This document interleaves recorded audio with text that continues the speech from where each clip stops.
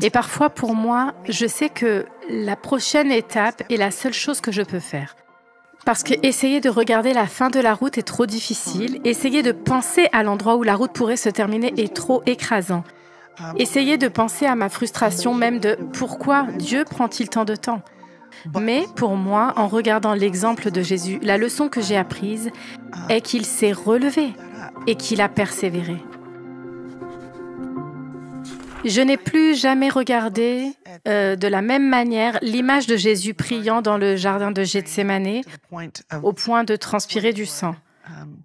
Après avoir eu une conversation avec une de mes amies, nous parlions de la souffrance et des choses simplement dures et horribles. J'ai eu cette conversation avec de nombreux amis au fil du temps, car la vie a des hauts et des bas. Mais lors de cette conversation, c'était au milieu de l'année 2020, et je lui parlais du décès de nos mères, et j'essayais juste de réconcilier certaines choses, que lorsque quelqu'un décède et qu'il n'est pas prêt, vous n'êtes pas prêt, et à quoi cela ressemble, où est Dieu, et tout ça. Et elle m'a dit, la seule chose qui m'aide le plus, et elle a survécu au cancer plusieurs fois, elle a dit, c'est que Jésus ne voulait pas le faire. Ce n'est pas seulement qu'il peut comprendre notre souffrance. Ce n'est pas seulement qu'il a marché sur la terre et a vécu tant de choses que nous vivons, mais il n'a pas fait cela à partir de cette position de « je suis Dieu, donc c'est plus facile pour moi ». Et il n'a pas simplement choisi la mort. Il a choisi le chemin de la souffrance jusqu'à la mort. C'était la partie de son voyage et il s'est débattu avec ça. Alors, donnez-moi la permission de lutter avec. Donnez-moi la permission d'aller de l'avant, le processus et le chemin des moments difficiles dans ma vie et de savoir que parfois, une partie du processus et du chemin qui mène à la résurrection, qui mène à la joie qui nous est offerte, est la souffrance. Et que la souffrance est une partie de la vie que nous ne voulons pas, mais elle fait aussi partie de la vie. D'abord que Jésus le sait aussi, et aussi que pour nous, elle fait partie du processus. Je pense donc que même si Dieu peut nous sauver de tant de choses, et qu'il le fait, parce que nous vivons dans un monde perdu et déchu, il y aura des moments difficiles, des choses difficiles. Parfois, elles sont physiques, parfois, elles sont émotionnelles, parfois, elles sont mentales. Parfois, c'est une lutte spirituelle avec Dieu lorsque nous avons prié pour quelque chose et qu'il ne nous a pas donné ce que nous voulions. Et parfois, c'est sur le rocher, c'est sur la pierre, et il y a tellement de sueur et de larmes, de sang qui coulent de votre visage et de votre front parce que c'est si douloureux. Mais ce qui est dit dans Luc chapitre 22, verset 44, « Et comme il était à l'agonie, il priait avec beaucoup de ferveur et sa sueur devint comme des gouttes de sang tombant par terre. » Et juste après, au verset 45, s'étant levé et après avoir prié, il vint vers les disciples, les trouva endormis et dit, « Pourquoi dormez-vous? Levez-vous et priez. » Donc il a cette prière difficile et ensuite, que fait-il? Il se lève au milieu de sa souffrance, va vers ses disciples et dit, « Levez-vous. » Nous avons encore du travail à faire, nous devons encore aller de l'avant.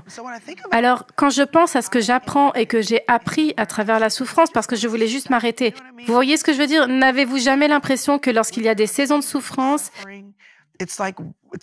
c'est comme une marée haute? C'est le rôle des vagues qui sont plus hautes et toutes les hautes viennent en même temps et vous êtes juste comme, faites que ça s'arrête.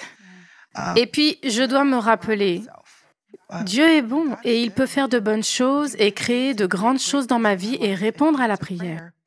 Mais lorsque les saisons de souffrance déferlent, comme les vagues le font un jour de marée haute, que dois-je dire en regardant Jésus? Il s'est simplement relevé et a continué à avancer. Et parfois, pour moi, je sais que l'étape suivante est la seule chose que je puisse faire. Car essayer de regarder la fin de la route est trop difficile. Essayer de penser à l'endroit où la route pourrait se terminer est trop écrasant. Essayer de penser à ma frustration, même de pourquoi Dieu prend-il tant de temps. Mais pour moi, en regardant l'exemple de Jésus, la leçon que j'ai apprise est qu'il s'est relevé et qu'il a persévéré. Une des déclarations de ma mère quand elle était vraiment malade, elle a commencé à pleurer et elle a dit... Parce que nous avions des gens dans notre église qui venaient et marchaient autour de notre maison tous les jours à 12 heures. Et elle a dit, toutes ces personnes qui prient pour moi autour de la maison et les cartes qui venaient du monde entier. tous ces gens dans le monde entier qui prient pour moi. Et elle a commencé à pleurer et elle a dit, « Je ne veux pas qu'ils perdent la foi. Que Dieu me guérisse ou non, je ne veux pas que ma souffrance ou ma mort leur fasse perdre la foi. » Donc je pense que tout comme elle priait pour les nombreuses personnes qui prient pour elle, je veux prier pour ceux qui regardent parce que nous ne voulons pas que votre souffrance actuelle vous fasse perdre la foi.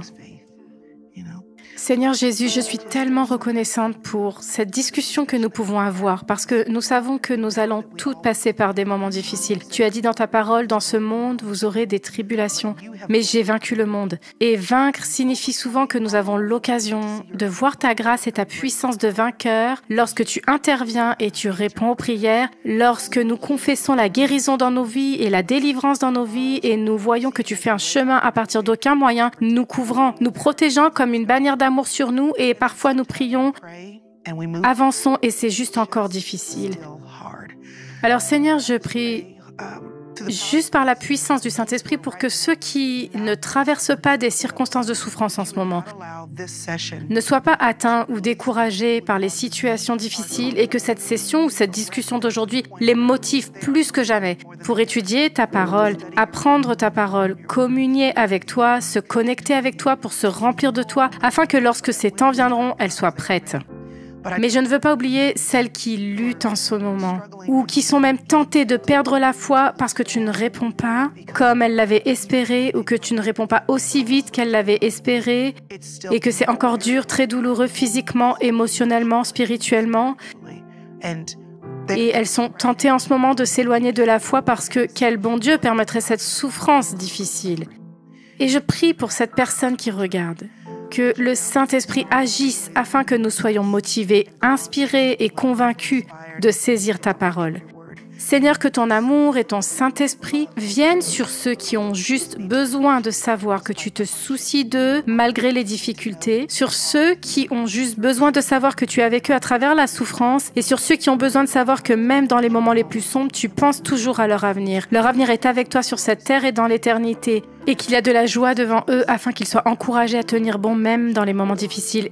Esprit Saint, nous savons que tu peux faire les deux. Et je prie pour chaque personne qui regarde, pour qu'elle soit forte dans la foi, qu'elle tienne la distance avec toi et qu'elle sache que même dans la souffrance, tu es toujours le Seigneur Dieu. Au nom de Jésus, nous prions. Amen. Shalom, j'espère que vous avez aimé cette vidéo. Abonnez-vous pour ne pas rater nos programmes. Merci de faire partie de notre famille TBN. Que Dieu vous bénisse. Shalom de Jérusalem.